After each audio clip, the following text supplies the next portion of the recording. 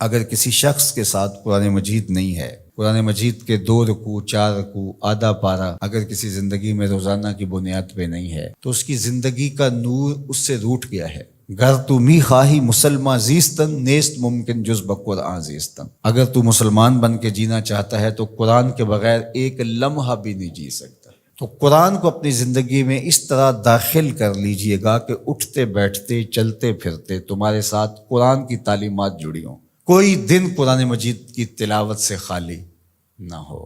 ہمیں اس کی ترغیب دی گئی ہے اور یہ خوش بختی کی علامت ہے کہ تمہارے ساتھ قرآن ہو۔ فرمایا گیا کہ وہ سینہ ایک قبرستان کی طرح ہے جس میں قرآن نہیں ہے۔ تو ایک تو قرآن مجید کی کچھ صورتوں کو باقاعدہ یاد کر کے اپنے سینوں میں نقش کرنا چاہیے، جس طرح سورۃ الملک ہے قرآن مجید کی دوسری صورتیں، اگر اس کے علاوہ بھی آخری پارہ جو ہے اگر سب یاد ہو جائے تو کم از کم آدھا پارہ آخری یاد کر لیں۔ سورہ الواقعہ ہے، سورہ یاسین قلب القرآن کہا گیا ہے، ایک مرتبہ سورہ یاسین پڑھنے سے 10 مرتبہ قرآن پڑھنے کا ثواب ملتا ہے۔ اور جو شخص اپنے دن کا آغاز سورہ یاسین سے کرتا ہے سارا دن وہ اللہ کی امان میں رہتا ہے۔ سورہ حشر کی آخری 3 آیات پڑھنے کی تلقین کی گئی ہے شام سویرے۔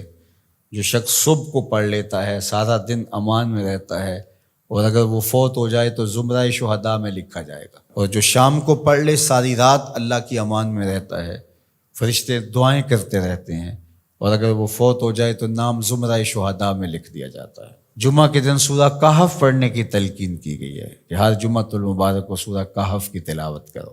تو قرآن زندگی میں شامل کیا جائے، یہ بدبختی سے بچاتا ہے، قبر میں روشنی لاتا ہے، اجالے لاتا ہے، اور سورہ کہف پڑھنے والے کی قبر میں روشنی ہوں گی، یہ قبر میں روشنی لے کے جائے گی۔